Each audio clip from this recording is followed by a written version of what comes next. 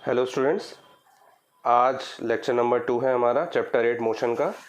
और last video में बच्चों हमने रेस्ट और मोशन के बारे में पढ़ा था। ऑब्जेक्ट की पोजीशन कंटिन्यूस लेकर किसी रेफरेंस पॉइंट के अबाउट चेंज होती रहती है, तो ऑब्वियसली वो मोशन में है टाइम के साथ। और अगर मान लीजिए उसकी पोजीशन टाइम के साथ और उस रेफरेंस पॉइंट के अबाउट चेंज नहीं होती है तो वो रेस्ट पे, ऑब्जेक्ट स्टेशनरी है। ये हमने देखा था, है ना। हमने रेफरेंस पॉइंट देखा था कि रेफरेंस पॉइंट लेना बहुत ज़रूरी है। उसी की पोजीशन के अबाउट ही हम क्या है उस स्टेट पता कर सकते हैं ऑब्जेक्ट की।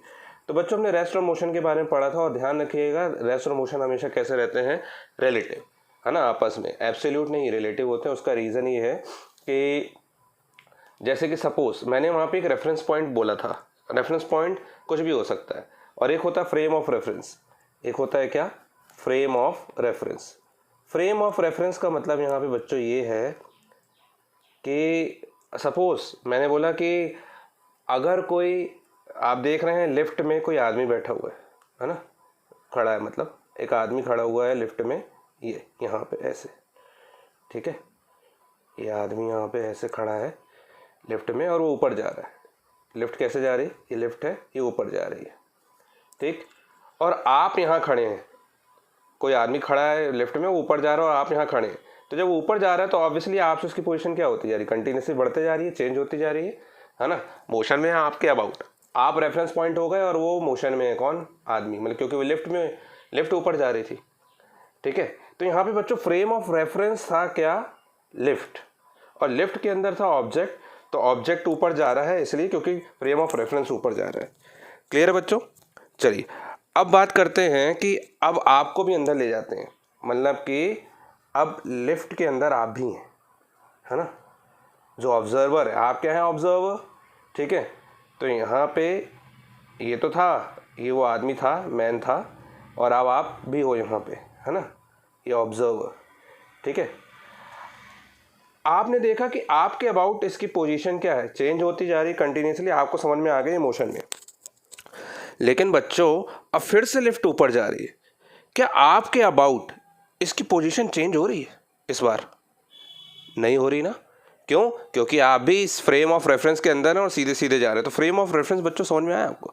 फ्रेम ऑफ रेफरेंस मतलब कि डिपेंड करता है कि ऑब्जर्वर कहाँ पे है, क्या उसी फ्रेम ऑफ रेफरेंस पे है या अलग। जैसे मैंने लास्ट वीडियो में आपको बताया था कि आपने बोला ये पेन जो है रेस्ट पे, और मैंने बोला ये मोशन में। क्यों? क्योंकि मैं बैठा हूँ दूसरे प्लेनेट पे बैठा हूँ, मेरा फ्रेम ऑफ रेफरेंस दूसरा प्लेनेट हो गया, मतलब मैं आपके फ्रेम ऑफ रेफरेंस से बाहर हूँ। आपका फ्रेम ऑफ रेफरेंस अर्थ था और मेरा अलग था, मैं ऑब्जर्वर दूसरे प्लेनेट पे बैठ के ऑब्जर्व कर रहा था, है ना।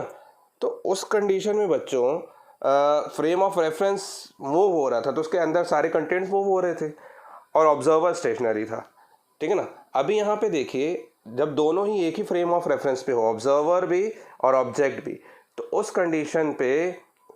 कंडीशन में आपको ये देखना होगा कि जब एक ही फ्रेम ऑफ रेफरेंस में, तो उनके बीच में पोजीशन चेंज तो नहीं हो रही। रेफरेंस पॉइंट कहाँ लिया हुआ है आपने, तो देखिए मैंने लिफ्ट के अंदर ही लिया हुआ था, इन दोनों के बीच में पोजीशन चेंज नहीं हो रही। तो हम ऑब्वियसली ये आपस में कैसे हैं, रिलेटिव, इनके बीच में कोई रिलेटिव स्पीड नहीं है, इनके बीच में कोई रिलेटिव मूवमेंट नहीं है ना। अगर मान लीजिए लिफ्ट ऊपर जाएगी तो ये दोनों भी साथ में ऊपर जाएंगे, मतलब कि ये जो है, ये मैन, इसकी ऑब्जर्वर के अबाउट पोजीशन चेंज नहीं हो रही, मतलब ये ऐसे ही जा रहे हैं।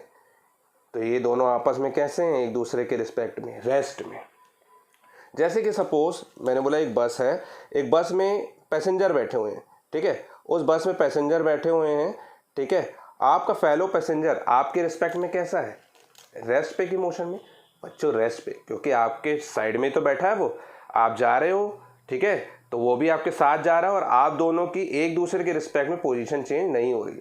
ड्राइवर के रिस्पेक्ट में आपकी पोजीशन चेंज नहीं आएगी, ड्राइवर और पैसेंजर के बीच में भी कोई रिलेटिव मोशन नहीं है। रिलेटिव मोशन क्या है, जीरो है, ठीक है। लेकिन अगर बस के बाहर कोई खड़ा है और वो देख रहा है आपको, तो आप कंटिन्यूसली मूव करते हुए नजर आ रहे हैं, क्योंकि आपका फ्रेम ऑफ रेफरेंस मूव कर रहा है, फ्रेम ऑफ रेफरेंस मूव कर रहा है और वो दूसरे फ्रेम में है ना। तो उस कंडीशन में बच्चों, उस कंडीशन में आप हो या आपका फेलो पैसेंजर या फिर ड्राइवर, तीनों ही उसको मूव करते हुए नजर आएंगे, क्योंकि ऑब्जर्वर बाहर खड़ा है और उससे बस दूर जा रही है। बस दूर जा रही है तो उसके अंदर के सारे लोग दूर जा रहे हैं, तो कंटिन्यूसली चेंज हो रही पोजीशन, तो यानी कि बस मोशन में है तो उसके अंदर पैसेंजर ड्राइवर सब मोशन में। तो डिपेंड करता है वो रेफरेंस पॉइंट, यानी कि ऑब्जर्वर जहाँ से ऑब्जर्वेशन ले रहे हैं वो रेफरेंस पॉइंट कहाँ पे है। तो हमेशा बच्चों रेस्ट एंड मोशन रिलेटिव रहते हैं। ये ऑब्जर्वर रेस्ट पे है, जबकि ये बस जो है मोशन में, उसके अंदर पैसेंजर मोशन में, ड्राइवर मोशन में, है ना। तो आपसे कोई पूछेगा कि रेस्ट एंड मोशन आपस में कैसे, तो हमेशा कैसे हैं बच्चों, रिलेटिव है। क्लियर है इतना। चलिए, हमारा जो टॉपिक था आज का, वो टॉपिक था बच्चों डिस्टेंस एंड डिस्प्लेसमेंट। तो बच्चों आज हम डिस्टेंस और डिस्प्लेसमेंट पढ़ते हैं। सबसे पहले तो ऑब्वियसली ऑब्जेक्ट अगर मोशन में, मोशन की स्टडी करनी है हमको, ऑब्जेक्ट अगर मोशन में है यानी कि कुछ पोजीशन चेंज कर रहा है, तो कितनी पोजीशन चेंज करेगा। मैंने बोला सपोज ये पॉइंट ए है, इनिशियल पोजीशन है इसकी, ऑब्जेक्ट की initial position of an object, position of an object, ठीक है। अब वो कुछ डिस्टेंस मेजर ट्रैवल करता है। सपोज मैंने बोला अब ट्रैवल कर रहा है डिस्टेंस, ऑब्वियसली गलियाँ नहीं जाएगा, रोड बाय रोड जाएगा, मुड़ेगा उड़ेगा, ऐसे करके ट्रैवल करता हुआ कहाँ पहुँच गया, अपनी फाइनल डेस्टिनेशन पे, बी पॉइंट पे, है ना। तो ये मैंने बोल दिया बच्चों, ये क्या है, उसकी फाइनल पोजीशन, जहाँ तक उसने डिस्टेंस ट्रैवल की, है ना, उसकी जर्नी का लास्ट स्टेशन सपोज, ठीक है। तो final position of an object, ठीक। तो ये बच्चों जितना उसने घूम घाम के डिस्टेंस ट्रैवल, जितना लेंथ ट्रैवल किया है, जितना पाथ ट्रैवल किया है, ये होती है बच्चों उसकी डिस्टेंस, ट्रैवल्ड डिस्टेंस। तो डिस्टेंस की डेफिनेशन क्या है बच्चों, द एक्चुअल या the length of actual path covered by an object is called distance and it is a scalar quantity, है ना। अब देखिए बच्चों, यहाँ से यहाँ गया, वो किसी पर्टिकुलर डायरेक्शन में नहीं गया, हर बार उसने अपनी डायरेक्शन चेंज की है ना, कभी ऐसे जाता, कभी ऐसे जाता, कभी घूम घाम के ऐसे, है ना। तो ऑब्वियसली मैग्नीट्यूड तो है, गाड़ी में ये बता देगा ओडोमीटर एक ऐसा मीटर होता है गाड़ी में जो ये बताता है कि अभी तक गाड़ी ने कितनी डिस्टेंस ट्रैवल की है, ठीक है। जैसे कि मेरी गाड़ी ने अभी तक 10,230 किलोमीटर ट्रैवल कर चुकी है ना, जब से मैंने गाड़ी ली है, 4 महीने हो गए।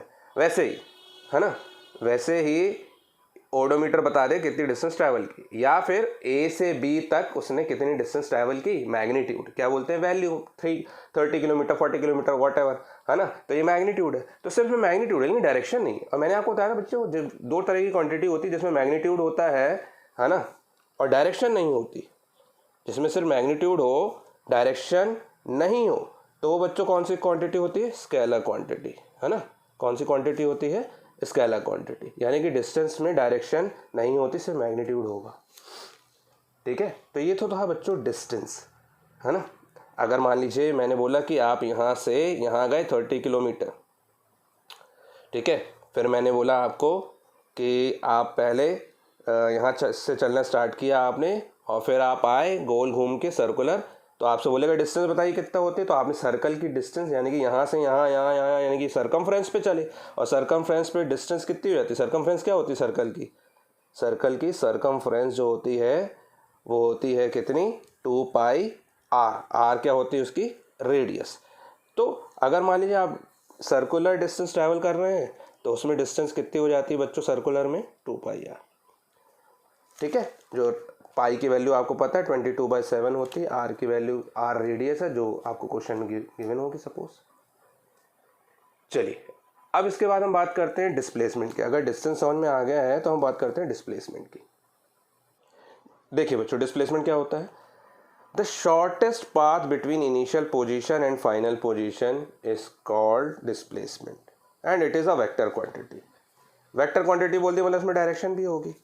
अब पहले डेफिनेशन समझ लेते हैं। The shortest path between initial position and final position. बच्चों इनिशियल पोजीशन ये है, फाइनल पोजीशन ये है, और मैं आपको बोलूँगा कि बताइए इसका शॉर्टेस्ट पाथ क्या है, तो आप बोलोगे ये सीधा सीधा, और कोई हो ही नहीं सकता, है ना। यानी कि हमेशा एक स्ट्रेट लाइन होगी, ठीक है। ये क्या होगी, straight line. It is always a straight line, always a straight line, क्योंकि शॉर्टेस्ट पाथ तो हमेशा कितना भी घूम के जाओ उसके बीच का डायरेक्ट पाथ होती है। या फिर हम बोलेंगे शॉर्टेस्ट डिस्टेंस, ये पूरी डिस्टेंस है, the shortest distance between initial position and final position. Initial position final position के बीच में एक डायरेक्ट पाथ जो है, शॉर्टेस्ट पाथ, वो भी स्ट्रेट लाइन, वो बच्चों क्या कहलाता है, डिस्प्लेसमेंट, है ना। तो डेफिनेशन अच्छे से समझिएगा बच्चों, the shortest path between initial position and final position, initial position and final position के बीच का शॉर्टेस्ट पाथ, ठीक है। और वेक्टर क्वांटिटी क्यों, क्योंकि मैंने बोला ए से बी जा रहा है इनिशियल पोजीशन से फाइनल पोजीशन और स्ट्रेट जा रहा है, तो ऑब्वियसली किसी डायरेक्शन में जा रहा होगा, ऐसे टुवर्ड्स नॉर्थ जा रहा होगा, ईस्ट जा रहा होगा, वेस्ट जा रहा होगा, साउथ जा रहा होगा। बात समझ में आ रही है, ठीक है।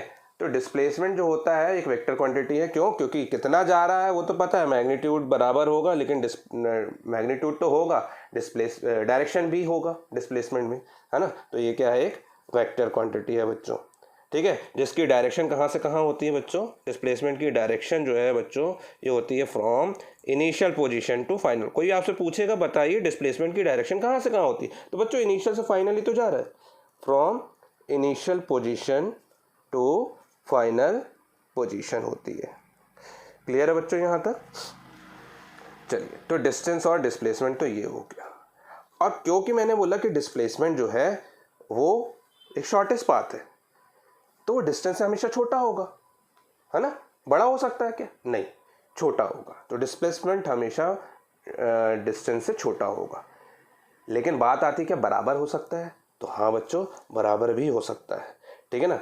कब होगा ये बच्चों बराबर? ये तब होगा जब एक डिस्टेंस भी उसी यानी कि स्ट्रेट लाइन में ही, कोई ऑब्जेक्ट जो है वो स्ट्रेट लाइन में ही ट्रैवल कर रहा होगा, ठीक है। तो यहाँ पे when an object travels in a straight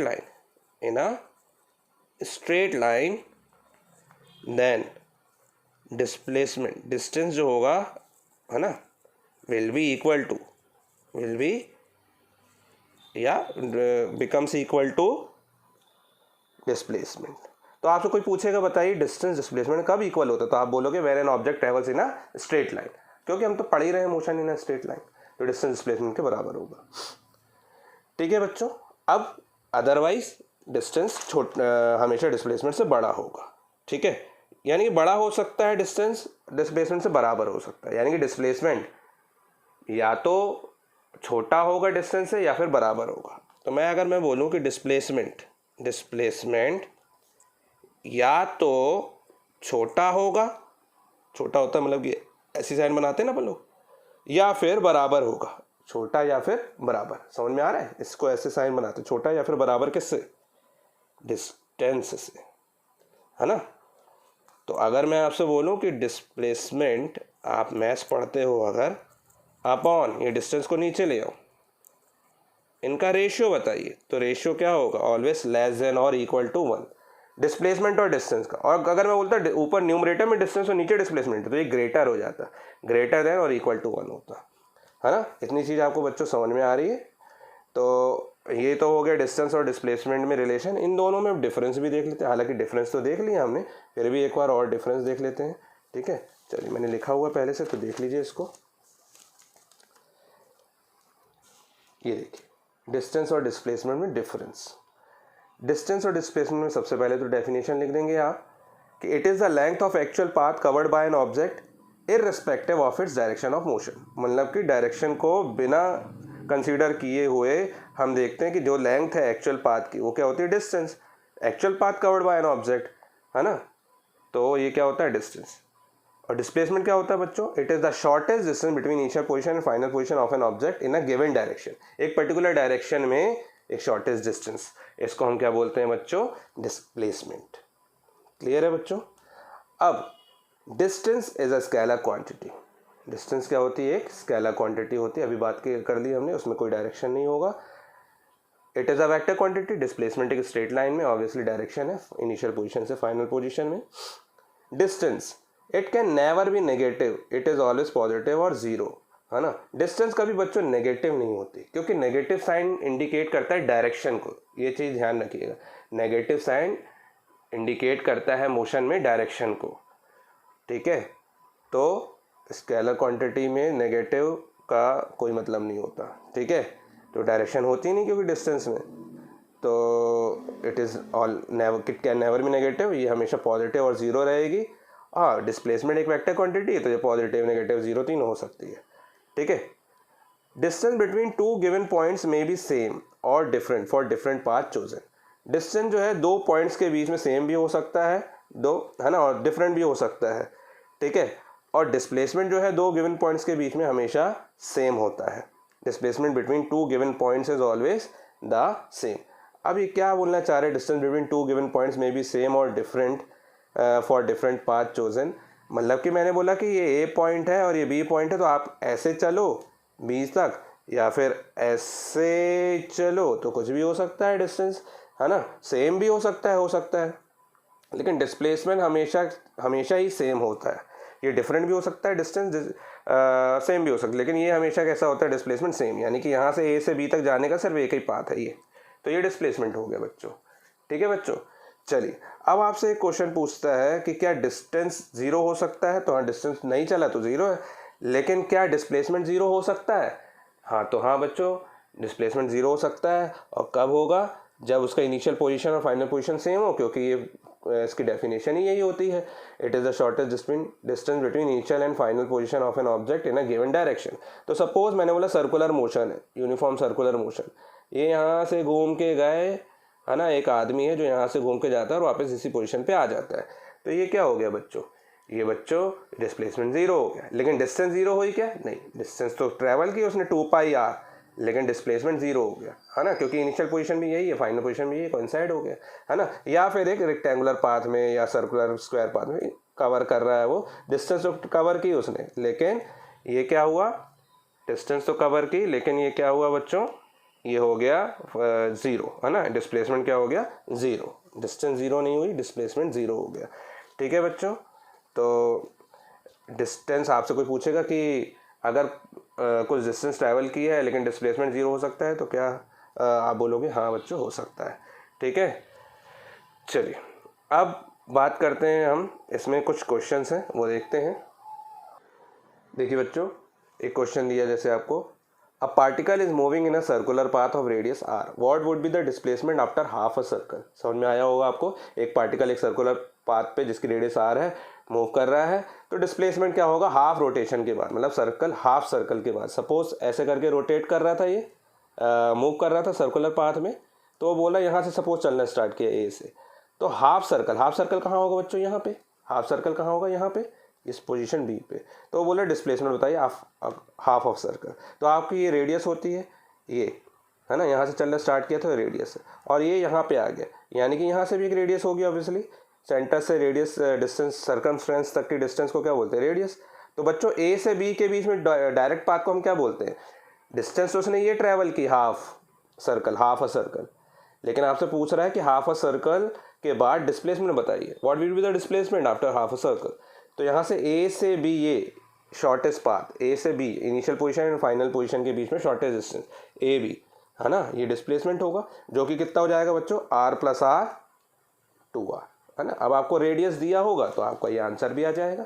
ठीक है बच्चों, चलिए उसके बाद सेकंड क्वेश्चन दिया हुआ है बच्चों आपको, are rest and motion are relative और एब्सोल्यूट टर्म्स। तो बच्चों मैंने अभी आपको बताया था कि दोनों ही क्या होते हैं, आपस में रिलेटिव टर्म्स होते हैं, है ना, तो दे आर रिलेटिव टर्म्स। तीसरा बच्चों क्वेश्चन है आपके पास, suppose a ball is thrown vertically upwards, एक बॉल को आप ऊपर फेंकते हो ऐसे vertically upwards, from a position P position से above the ground, it rises to a highest point Q and returns to the same point P, what is the net displacement and distance travelled by the ball. आपसे वो पूछ रहा है बच्चों कि एक ball है जिसको आपने किसी ग्राउंड के ऊपर किसी पॉइंट P से ऊपर फेंका यूं, ठीक है, अब ऊपर फेंका जब आपने, तो आपसे पूछ रहा है कि ऊपर गया और उसके बाद वापस आया उसी पॉइंट पे, है ना, उसी पॉइंट पे, it rises to the highest point Q point पे गया और उसके बाद वापस उसी सेम पॉइंट पे आ गया पी पॉइंट पे, तो नेट डिस्प्लेसमेंट बताइए। नेट मतलब होता है यहाँ पे टोटल डिस्प्लेसमेंट और distance travelled by the ball.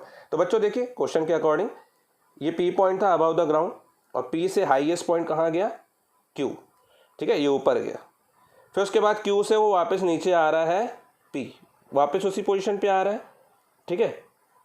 तो बच्चों नेट डिस्प्लेसमेंट तो जीरो हो गया क्योंकि इनिशियल पोजीशन वही है ना, यहाँ से यहाँ आ गया फिर यहाँ से यहाँ आ गया, तो नेट डिस्प्लेसमेंट क्या हो गया, जीरो, इनिशियल पोजीशन भी वही है पी और फाइनल पोजीशन भी वही है पी, तो नेट डिस्प्लेसमेंट तो हो गया बच्चों यहाँ पे जीरो, है ना। आप थ्योरी में समझा दीजिएगा कि मैंने एन ऑब्जेक्ट, इस बॉल है ना यहाँ पे, when a ball is thrown vertically upwards from position P and it returns back to the same point, then the initial position and final position of the ball is same, so the net displacement is zero.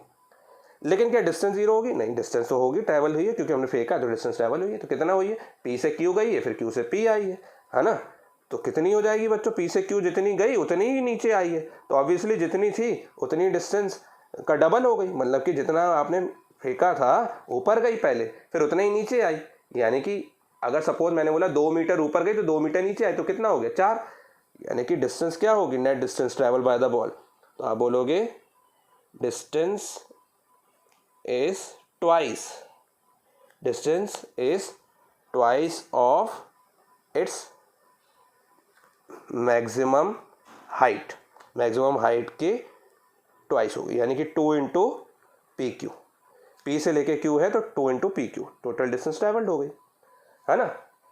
चलिए, अब इसके बाद अगर ये समझ में आ गया है तो क्वेश्चन है इसके बाद next, what is essential to describe the position of an object. क्या एसेंशियल है किसी भी ऑब्जेक्ट की पोजीशन को डिस्क्राइब करने के लिए? तो मैंने आपको बताया था पोजीशन के लिए आपको सबसे पहले क्या लेना पड़ेगा? रेफरेंस पॉइंट, है ना। तो वी नीड टू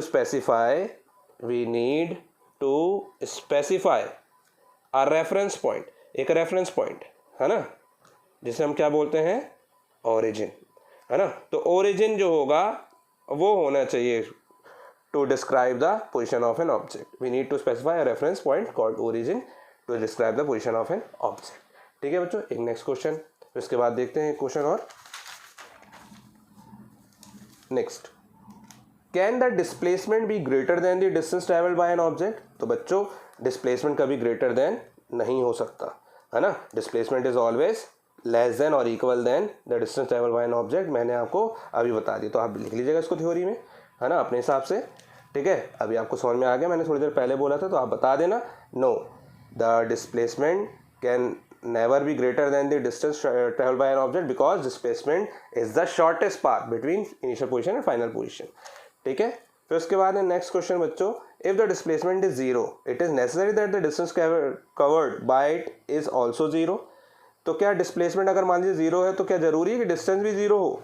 नहीं बच्चों, अभी मैंने आपको बताया अगर मान लीजिए सर्कुलर पाथ में ट्रैवल कर रहा है ऑब्जेक्ट तो यहाँ डिस्प्लेसमेंट जीरो हो गया, लेकिन डिस्टेंस जीरो हो गया नहीं, इसने 2πr चली, कुछ डिस्टेंस चल रही है ना इसने, लेकिन डिस्प्लेसमेंट जीरो हो गया था। ऐसे ही जैसे अभी अपन ने पिछला क्वेश्चन देखा, कोई बॉडी अपन या बॉल ऊपर फेंकते हैं, फिर वो नीचे आता है, तो है ना, a ball is thrown vertically upward and return back to its original position, then displacement is zero but distance is not zero. ठीक है, तो ये हो गया आपका ये क्वेश्चन। फिर नेक्स्ट है आपका, when do the distance and displacement of a moving object are same. Distance और डिस्प्लेसमेंट किसी मूविंग ऑब्जेक्ट की कब सेम होती है बच्चों, ये आपसे पूछ रहा है। तो कब सेम होती है बच्चों?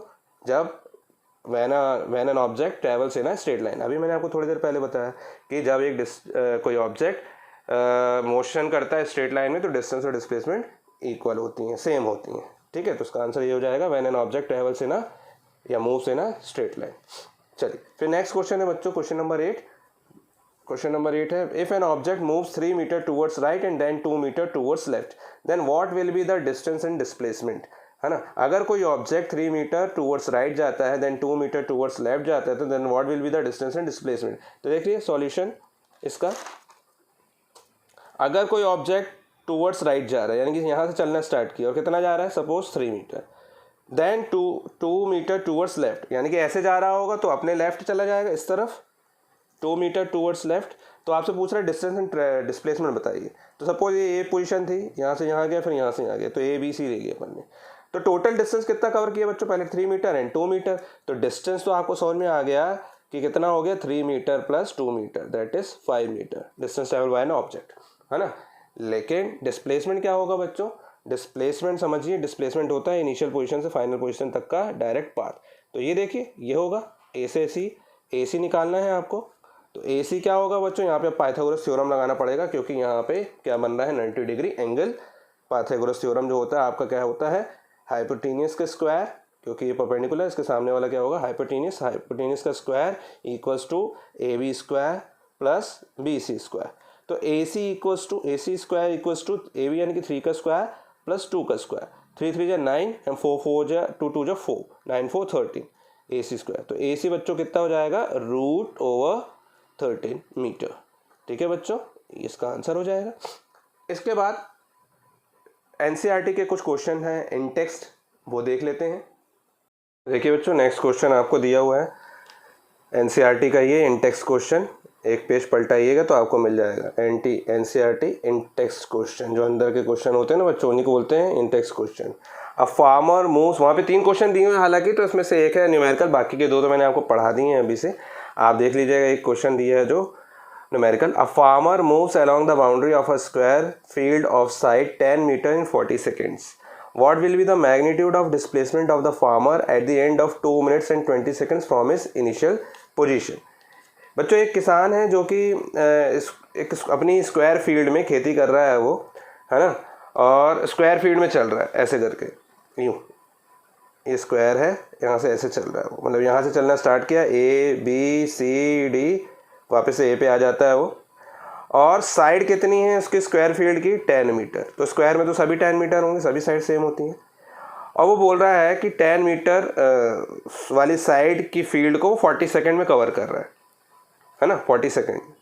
तो 10 मीटर यानी कि टोटल वो 40 सेकंड में कवर कर रहा है बच्चों, यहाँ कंफ्यूज मत हो ना। यहाँ पे वो बोल रहा है farmer moves along the boundary of a square field of side 10 metre in 40 second, यानी कि वो एक पूरी फील्ड में 40 सेकंड लेता है कवर करने को, ठीक है ना, जिसकी साइड, उस स्क्वायर की साइड 10 मीटर है। तो बच्चों, the distance travelled by farmer in 40 second, in 40 second कितना हो जाएगा बच्चों? इन 40 सेकेंड्स कितना हो जाएगा? ऑब्वियसली ये 10 मीटर, ये 10 मीटर, ये 10 मीटर, ये 10 मीटर, 40 मीटर। तो 40 सेकेंड्स में 40 मीटर कवर कर रहा है ना। तो ऑन एन एवरेज, तो एवरेज डिस्टेंस अपन निकाल लें अगर, एवरेज डिस्टेंस है ना, ट्रैवल्ड बाय फार्मर, है ना, तो कितना हो जाएगा? अगर 40 सेकंड में 40 मीटर कवर कर रहे हैं, यानी कि 10 सेकंड्स में 10 मीटर, 40 सेकंड में 40 मीटर यानी कि 10 सेकंड्स में 10 मीटर, फिर 10 मीटर 10 सेकंड्स में, फिर 10 मीटर 10 सेकंड्स में, फिर 10 मीटर, यानी कि 1 मीटर को, है ना, तो 1 मीटर कितने में कवर कर रहा है वो? 1 सेकंड में, यानी कि 1 सेकंड में 1 मीटर कवर कर रहा है ना। Travelled by the farmer in 1 second is equals to 1 metre, ठीक है बच्चों। तो लेकिन हम आपसे पूछ रहा है वो कि what will the magnitude of displacement of the farmer at the end of 2 minutes and 20 second. 2 minutes and 20 seconds के बाद अपनी ओरिजिनल पोजीशन से उसका डिस्प्लेसमेंट का मैग्नीट्यूड बताना है। तो देखते हैं 2 मिनट्स 20 सेकंड्स कितना होता है। आफ्टर 2 मिनट्स एंड 20 सेकंड्स, तो मुझे तो टोटल 20 सेकंड्स चाहिए, टोटल सेकंड्स चाहिए। तो कितना हो जाएगा बच्चों? 2 मिनट्स एंड 20 सेकंड, यानी कि 2 मिनट्स में होते हैं बच्चों 120 सेकंड्स, प्लस 20 सेकंड्स और हैं यहाँ पे, 120 सेकंड्स प्लस 20 सेकंड्स, यानी कि आफ्टर 140 सेकंड्स कितना हो जाएगा? That is 140 seconds. देखिए, after 2 minutes and 20 second that is 140 second, distance travel कितनी हो जाएगी? अच्छे लिख देता हूँ इसको, है ना, यहाँ पे अच्छे लिख देता हूँ मैं इसको। The distance travelled by farmer after 140 seconds, 140 second 2 minutes and, है ना, 140 सेकंड्स, 140 सेकंड्स कितना हो जाता है बच्चों? 2 मिनट्स एंड 20 सेकंड, यानी कि 140 सेकंड कितना हो जाएगा? 140 मीटर। तो 140 मीटर बच्चों देखिए डायग्राम में कैसे आएगा 140 मीटर। चलते हैं, ये 10 मीटर, ये 10 मीटर, ये 10 मीटर, ये 10 मीटर, टोटल बच्चों यहाँ 40 मीटर हो गया। एक रिवॉल्यूशन हुआ, उसने एक बार घूम गया यहाँ तक, एक बार आया होगा ABCD कवर करते हुए, फिर आएगा यहाँ पे कितना? 10 मीटर, यानी कि 50, फिर 60, 70, 80, 90, 100, 110, 120, 130, 140। तो बच्चों कहाँ आ रहा है? C पे। देखिए यहाँ से कहाँ पे आ रहा है? C पे, ठीक है। यानी कि आफ्टर 140 सेकेंड 140 मीटर कवर करेगा, यानी कि 2 रिवॉल्यूशन के बाद, है ना, 2 कंप्लीट रिवॉल्यूशन के बाद एक आधा रिवॉल्यूशन और लेगा वो, ठीक है ना। तो रिवॉल्यूशन ले रहा है, रिवॉल्यूशन मतलब कि यहाँ पे स्क्वायर फील्ड में घूम रहा है अगर वो, तो यहाँ से यहाँ आ गया, तो डायरेक्ट डिस्प्लेसमेंट, मैग्नीट्यूड डिस्प्लेसमेंट चाहिए, तो डिस्प्लेसमेंट तो एक शॉर्टेस्ट पाथ होता है, तो AC निकालना है बच्चों को, है ना। तो from figure the end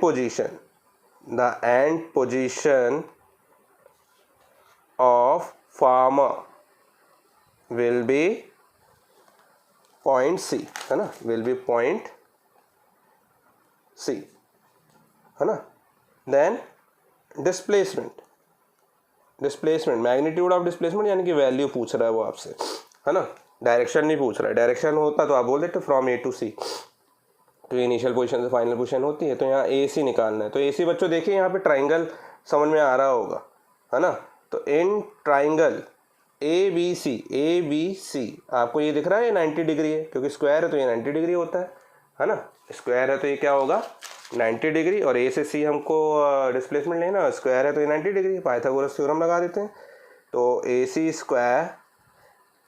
square equals to what, A B square plus B C square, A B square plus B C square. तो बच्चों ए भी कितना है 10 और ये भी कितना है 10, तो 10 square plus 10 square A C square, maths आती है बच्चों आपको, तो 10 square that is 2 into 10 square, है ना, equals to A C square, दोनों तरफ क्या ले लेंगे स्क्वायर रूट ले लेंगे, तो यहाँ ए सी स्क्वायर से स्क्वायर रूट कैंसिल हो जाएगा, ए सी आएगा, और यहाँ पे 10 का स्क्वायर रूट के बाहर आके 10 हो जाएगा, और √2 अंदर चला जाएगा, तो 10√2 मीटर, ये बच्चों इसका आंसर होगा, ये डिस्प्लेसमेंट का, है ना। At the end of 2 minutes and 20 seconds वो कहाँ पहुँच जाएगा, सी पे, कैसे, क्योंकि ये 10 मीटर की इसकी साइड थी, तो एक फील्ड कवर करने में उसने 40 सेकेंड्स लिए, 40 मीटर कवर करने में, 140 सेकेंड्स में 140 मीटर कवर करेगा, यानी कि 10 10 10 10 40, then again 40 80, then again 40, 3 revolution हो गए, 3 रिवॉल्यूशन होते हैं, सॉरी 3 रिवॉल्यूशन के बाद एक आधा रिवॉल्यूशन और लेगा, कितने हो गए 40 40 40 120, फिर ये 10 130 एंड देन 10 140, तो 140 आफ्टर 3.5 रिवॉल्यूशन वो सी पे आएगा। इससे डायरेक्ट पाथ जो होगा ए से सी वो कितना होगा 10√2 मीटर। ठीक है बच्चों, आज के लिए इतना ही। नेक्स्ट टॉपिक जो होगा बच्चों वो हमारा होगा next topic uniform non uniform motion पढ़ेंगे, उसके बाद हम बच्चों पढ़ेंगे स्पीड वेलोसिटी, ये सब पढ़ेंगे। ठीक है बच्चों, आज के लिए इतना ही, थैंक यू।